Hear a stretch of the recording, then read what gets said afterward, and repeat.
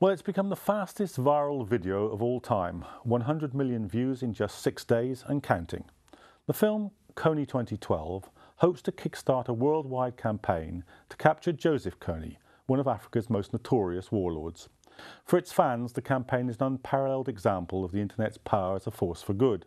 For its critics, the film glosses over complex realities in the region and pushes for an imperialist agenda in Central Africa. But among all the hype, what's really going on? Hello and welcome to Eyewitness. I'm John Rees. While the film has clearly succeeded in drawing attention to the atrocities committed by Kony and his army, it leaves the viewer with the impression that peace and justice can only be achieved in this region through direct foreign intervention.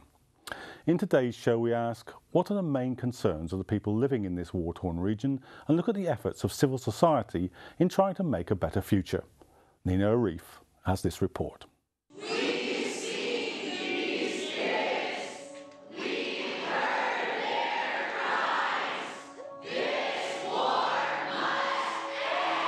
With more than 100 million views in 6 days, Kony 2012, a 30-minute documentary about a Ugandan rebel leader, is said to have become the most viral video in history. The California-based group Invisible Children were behind the film about Joseph Kony, leader of the Lord Resistance Army, or LRA, which is known to kidnap children, turning the boys into child soldiers and the girls into prostitutes. The Kony 2012 video went viral following a mass movement consisting mainly of college students, with the help of Hollywood celebrity endorsements. But while those involved say their intention is to make Kony famous so that his crimes will not go unnoticed, there's been a massive backlash, with critics accusing the film of simplistically portraying a complex geopolitical issue. Since Kony 2012 went viral, these types of images have also been circulated by those who say the campaign is firstly out of date, as the rebel leader is no longer in Uganda and no longer poses the threat as he previously did.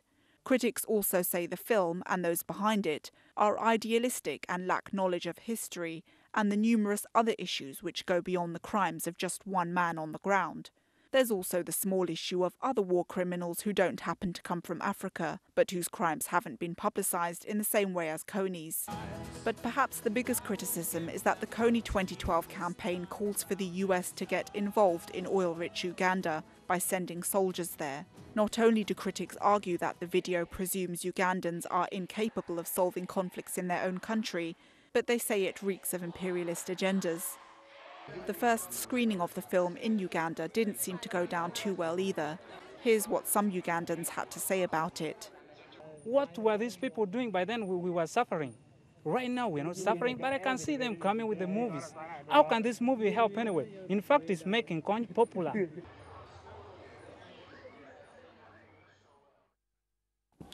Well, joining me in the studio today, I'm pleased to welcome Tom Law, a journalist who spent his career covering South Sudan, Mariako Ustrom, an academic at the Institute of Development Studies, who has recently made her own film documenting life in post-conflict Uganda, and Sam Olara, editor of the Acholi Times, a voice for the Acholi community who suffered hugely in the war between the Ugandan government and the LRA. Welcome to the programme, all of you. Sam, tell me, what was your first reaction when you saw the Kony 2012 film?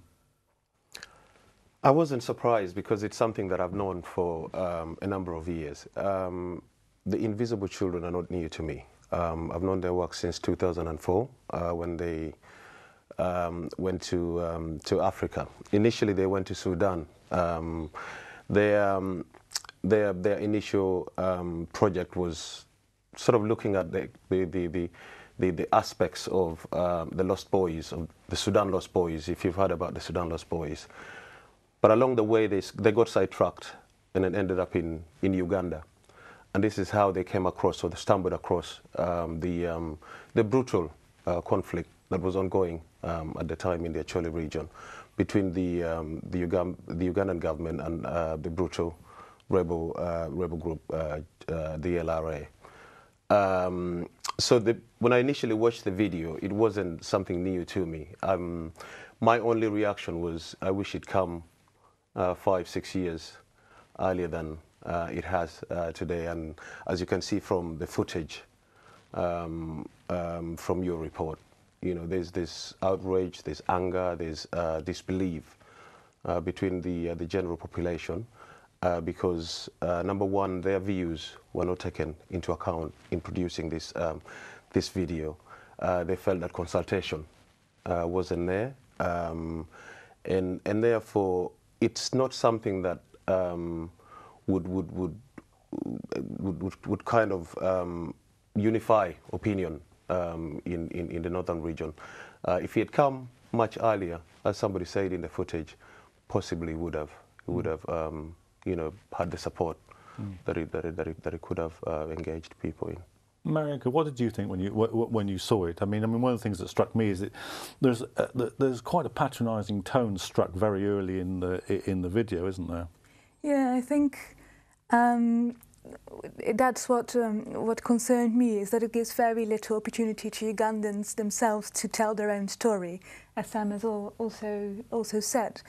It comes rather late, and although it does bring to attention a conflict that was long forgotten, nobody knew about this in the world, and there is still suffering going on.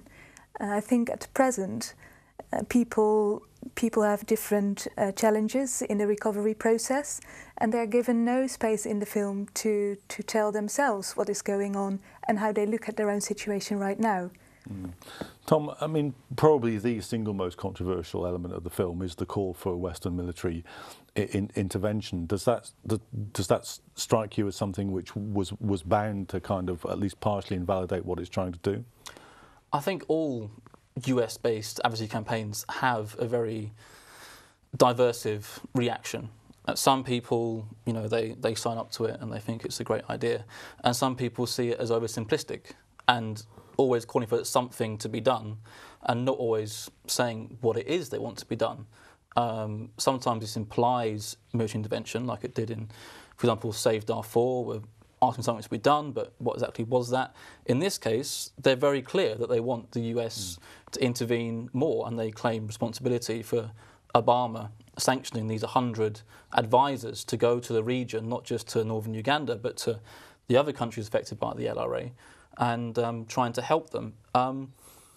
So the military angle, yes, it does play that card very high, and there's, you know, a difference of opinion between many people about whether that's the best option to bring about the solution which everyone wants, which is for the conflict to end. I mean, Sam, one of the other things that struck me watching the film is, although it's pitched as a kind of people power film, actually its message about how to be successful campaigning is that you've got to get hold of senators, you've got to get hold of Rihanna, you've got to get hold of the public faces. So actually, although there's a people power element to it, what it's really saying is, well, it's still the rich and famous you've got to deal with here.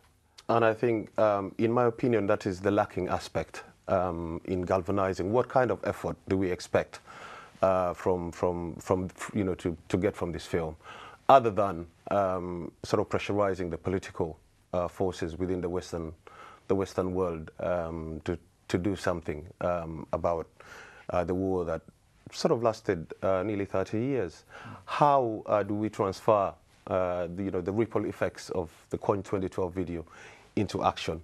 Do we know where Kony is? Do we know how many forces he's got with him, and what are the geopolitical aspects of this this war? There's a background to the Kony Museveni war, which, in my opinion, was a Ugandan problem that expanded into a regional force. This war could have ended 10, 15 years ago, but it's been allowed to sort of expand and engulf other regions. There are, you know, like I said, certain aspects of, you know, financially motivated politicians trying to further their own agendas. So, you know, there's a lot more other aspects, and I think like my colleague said here, the American military getting involved is not something new. I think the head of the AFRICOM, the AFRICOM force in Africa, General Carter Ham, when he got involved, I think in 2006, he had no background knowledge of Uganda. so to speak. But the African force per se has been on the ground for, for years.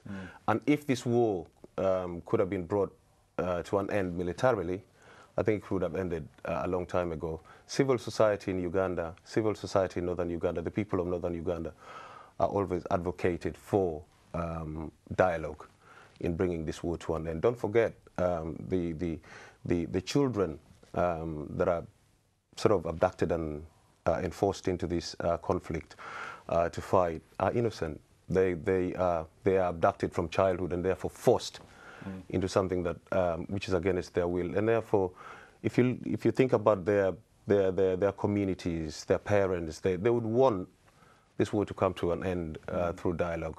Well, there's a strong point, and it brings us to one of the startling features of the Kony film, which was the apparent lack of any Ugandan perspective, particularly when it came to the long-term legacy of the conflict. Well, Marioka has made her own film entitled The Governance Gap. It documents the challenges faced in post-conflict regions of Uganda. In this clip from the film, villagers explain that the process of reconciliation is still far from complete.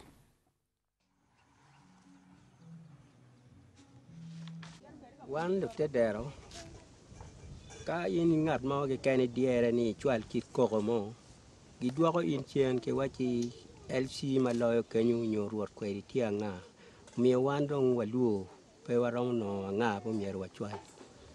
Pegi ye. Luoro bedo tie, pien, ginu bedo ke time kum danani, put pe a. Ka ono nene dong ki chamu puto, no dong luor pe. Man eni luor chani putie. Kay lok mo time manok, ki wi kong ringa wakuja. Ka dong chuni chaka du, ikwan yu mene. Man eni anene luor putie. Kenen no dong gin ini pe, uno kon danti a gonya weng. La gam tikit man. Yan da luor rama bedo tie. Ka in machado la tedera ta, dono bedo ka karo kom gamente. Gichwalo dano machalo kiari gi mario chi gichwali ni ini tiga balo nyinga mente chi kuno iwajo jemi ma rach ma otime en luenye okelo jemi yo maket eno nywano dano mi dano dako se sia pi en ni luen eno ni dong dano tigi luor pe ramo dong chiar ka lubu ko ti mo ke ban mo mangar mo bala pe dong ramo lube pi en ni chwinywa dong ti luor luenye nywano wi wa yani kit me kwo me loko mier ki bet ka kachiel ki lori ino lo tele dong gi gwar gi loko pe ken gi tika chai wan ju ken dong yak wan nong wadok kono piny pe dong wange bene tam gi pien tam tu gi mo madong gi waj wak ri pa kachiel pe gi neno wan ju mo ti cha dong nen chal dok lung mo madong kon wa bene pe. So, Marioka, this is obviously a very different film from the Kony 2012 film. I mean, at the beginning of that film, I mean, there's a very long section which is about the maker of the film and his child, and it's a massively kind of Californian, if not just American, introduction to it. Now, you were trying to do something different, obviously.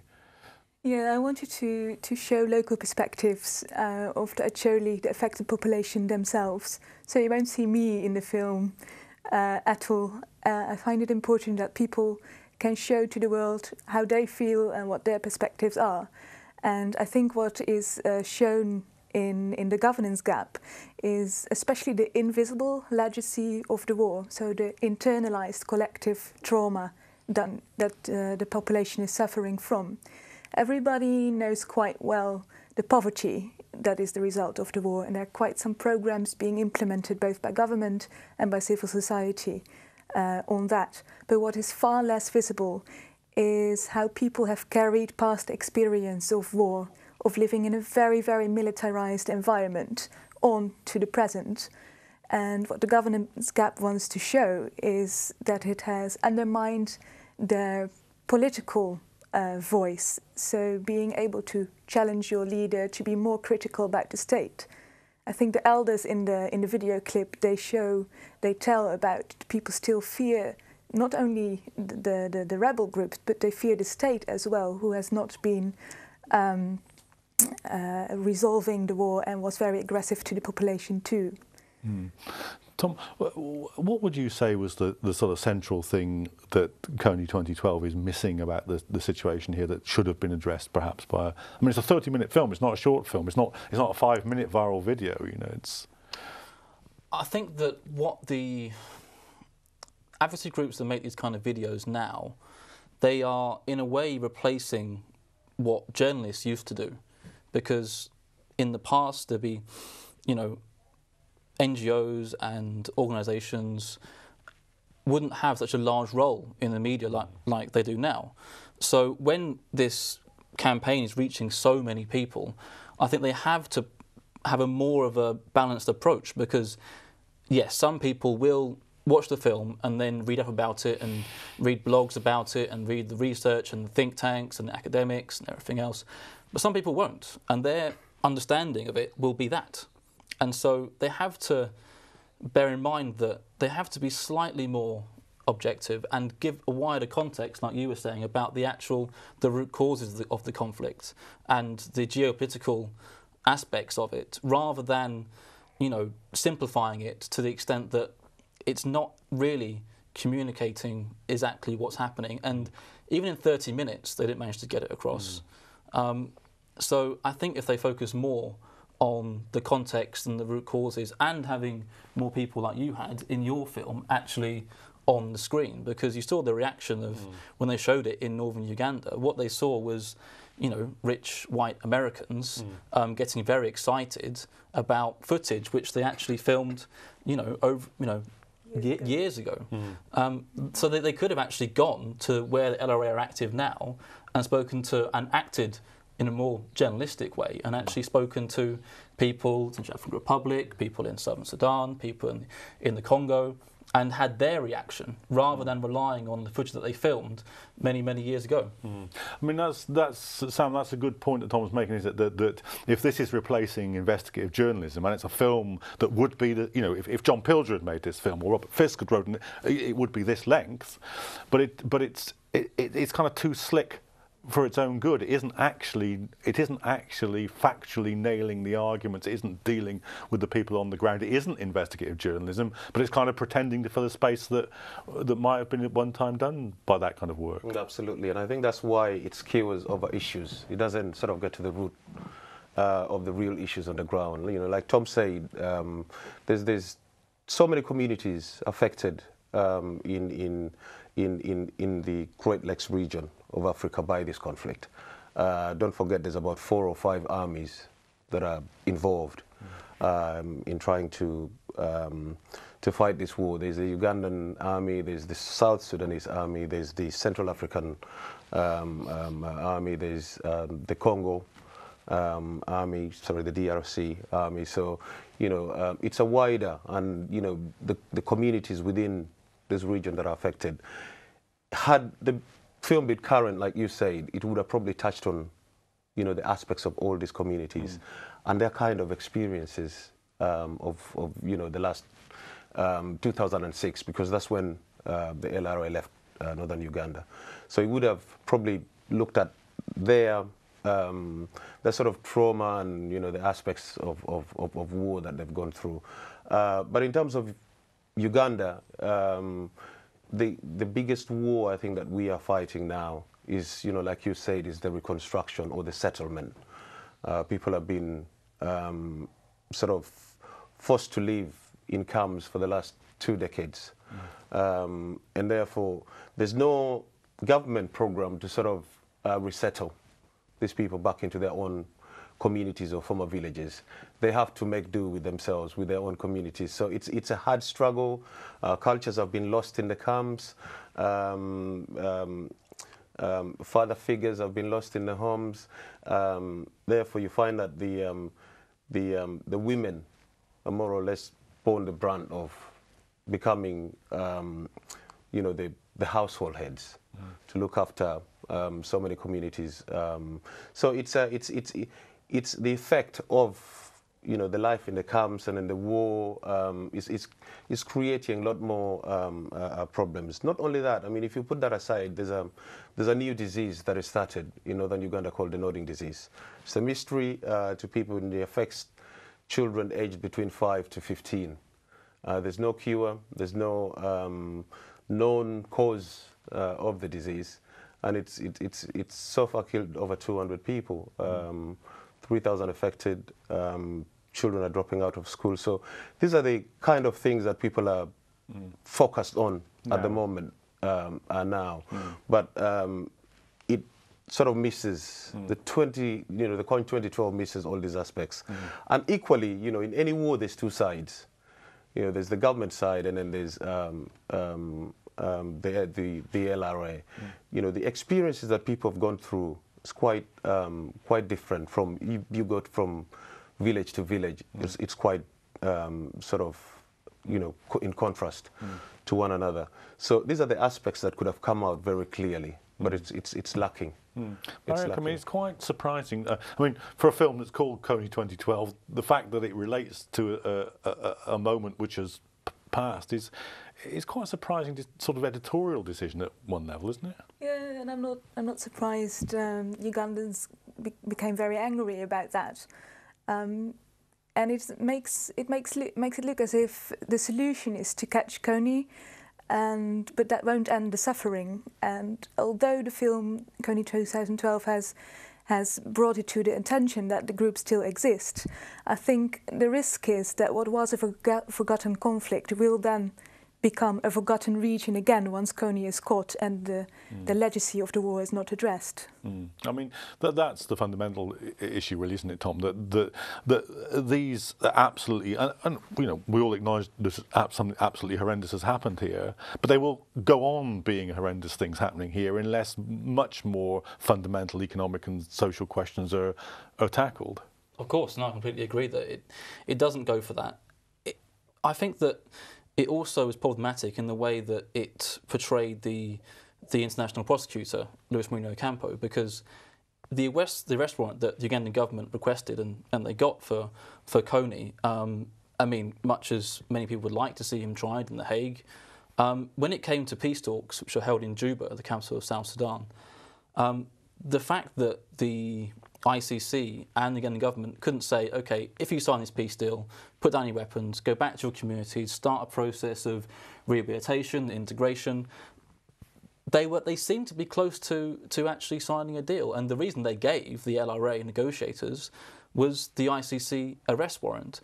And to have Ocampo there, obviously it's good to speak to him and hear what he has to say, but to put him up uncritically and not look at actually, the unforeseen consequences of having the ICC involved in this conflict, I think doesn't really do justice to what's actually happened, and what is the consequence of advocacy. Yes, awareness is good. However, awareness surely would be better if it was slightly more informed and slightly better informed, and not just assume that your audience won't be able to understand the context, that their attention spans are too short. If you give the audience a little bit of credit, maybe they would be able to get the larger issues. There's no reason why they wouldn't be able to. Well, that's all we've got time for this week. My thanks to Tom, Marioka and Sam for joining us, and to you for watching. We'll be putting the links up to some of the sites that we've been talking about, and our Twitter page, which you can look at after the programme, is at Eyewitness Comment. Until next time, I hope that you have a good week and that you'll rejoin us for the next episode of Eyewitness.